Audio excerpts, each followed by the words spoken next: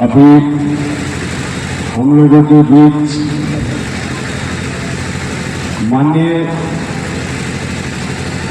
प्रखंड प्रमुख उचका गांव सह अध्यक्ष प्रमुख संघ गोपालगंज माननीय विश्वजीत यादव जी मंच पे उपस्थित हैं। हम कमेटी की ओर से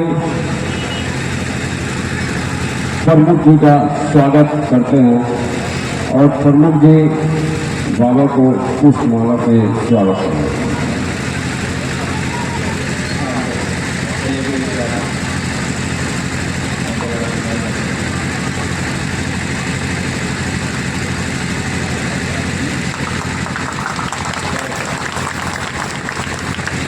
अभी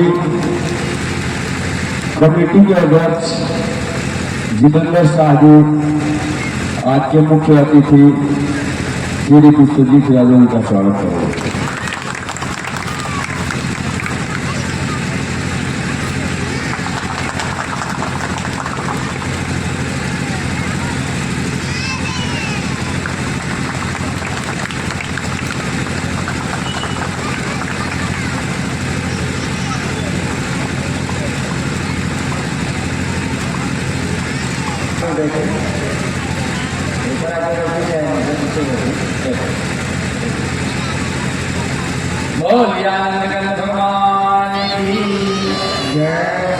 सज्जनों, मैं बता रहा था आपको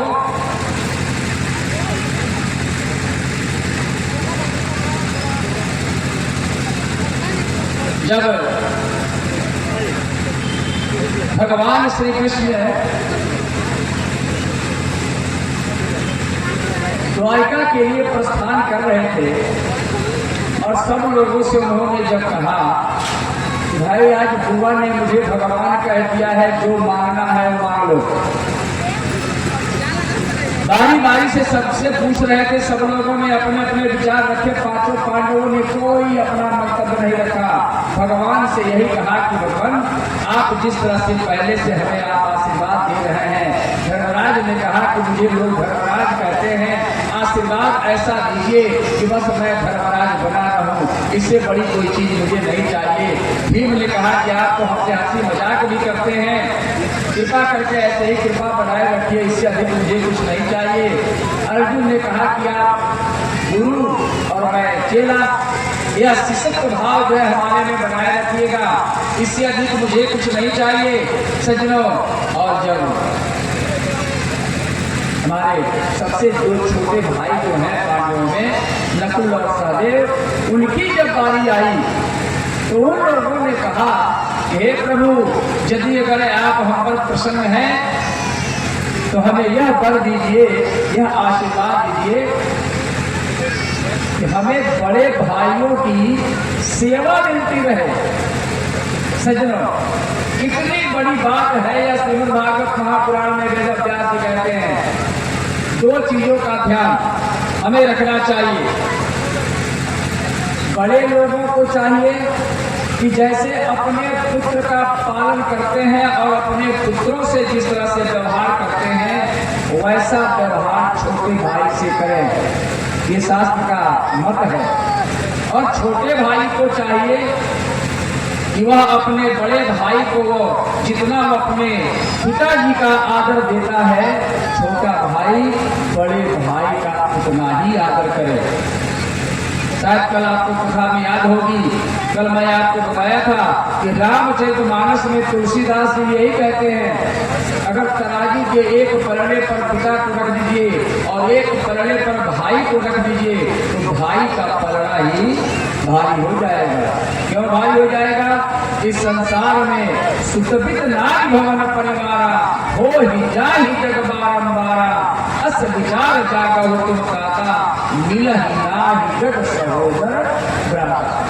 तुलसीदास जी कहते हैं कि संसार में एक बार जो भाई के रूप में, बहन के रूप में जन्म ले लेता है, वह फिर चाहे 84 लाख जोनियां हैं सज्जनों, इन 84 लाख जोनियों को आप पार कर जाइए, लेकिन वह आदमी जो आपका भाई और बहन के रूप में आया है, सहोदर के रूप में आया है, वह आदमी कभी फिर दोबारा आपके साथ जन्म नहीं लेता।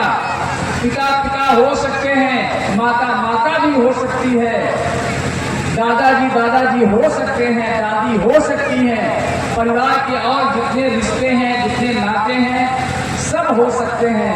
लेकिन इस संसार में भाई और बहन जो एक साथ एक उधर से एक माँ बाप से पैदा होते हैं सज्जनों, ये फिर दोबारा साथ में नहीं आते। अगर इस तराजू पर तौलिए तो इसीलिए भाई का महत्व बहुत बड़ा है। आप कथा श्रवण कर रहे हैं सज्जनों, यज्ञ जो है अपनी पूर्णता की तरफ चल रहा है। कुछ ऐसी बातें जो आपको बताई जा चुकी हैं उसका सदैव ध्यान रखना चाहिए। और उसमें भ्रातृत्व संबंध को आज समाज में बड़ा छोटा आंका जा रहा है, छोटा देखा जा रहा है। और इसका कारण हम और आप हैं। सदैव ध्यान रखिए, अपने में इतनी पारदर्शिता रखिए कि भाई से कभी संबंध न बिगड़े। और शास्त्र कहते हैं कि सुत वित्त नारी भवन परिवारा, सुत माने पुत्र, वित्त माने धन, सुत वित्त नारी माने पत्नी, भवन माने घर, धन भवन घर पत्नी, इसी के लिए संबंध बिगड़ते हैं सज्जनों। और शास्त्र कहता है कि बार बार हो सकते हैं लेकिन भाई फिर दोबारा नहीं आ सकता, इसलिए उसे संबंध न बिगड़े। बोलिए आनंद कंद भगवान की। और उससे भी बड़ी बात कह दिया, जब सुभद्रा की बारी आई और सुभद्रा ने जब कहा भैया के सामने कि भैया आप मुझे यह आशीर्वाद दीजिए कि आपके ये चरण कमल हमारे हृदय रूपी मानस में अभी और इसी वक्त स्थापित हो जाए। भगवान ने कहा कि अरे पगली, लोग जब बूढ़े होते हैं तो कहते हैं कि भगवान का स्मरण करेंगे, भगवान का चरण मांगते हैं, और तुम अभी तो नहीं हो और इसी उम्र में भगवान के चरण को अपने हृदय में बसाना चाहती हो। तो बड़ा सुंदर जवाब दिया सुभद्रा ने। भगवान की अपनी बहन है, लेकिन उसने कहा क्या कि प्राण प्रयाण समय कफवात पितई कंठावरोधन विधौ अस्मरणम कुतस्ते। जब आदमी मरने को होता है तो उसमें त्रिदोष आते हैं, 3 प्रकार के दोष हैं, कफ पात और पित्त। ये कफ पात पित्त जब शरीर में उत्पन्न होते हैं मरने के समय, तो सज्जनों जब कफ उत्पन्न होता है तो गला अवरुद्ध हो जाता है, आदमी की आवाज नहीं निकल पाती, बोल नहीं पाता। ये कफ का दोष का कारण है। और पित्त जब अधिक होता है तो हमारा सेंस यानी मस्तिष्क काम करना बंद कर देता है, तो हम सोच भी नहीं सकते सज्जनों, और हम बोल भी नहीं सकते। और बात जब उत्पन्न होता है तो शरीर में इतनी वेदना होती है कि वह आदमी उसको व्यक्त नहीं करता है, न बोल सकता है, न कह सकता है, न देख सकता है, केवल अंदर ही अंदर उसमें छटपटाहट रहती है। और ये तीनों जब दोष जब उत्पन्न होते हैं, तीनों प्रकार के कष्ट जब मनुष्य को होने लगते हैं, तो समझ लेना चाहिए कि अब यह आदमी जाने को तैयार है। ऐसी परिस्थिति में ध्यान रखिए, कहते हैं वेद व्यासी महाराज कि कंठावरोधन विधौ स्मरणम कुतस्ते।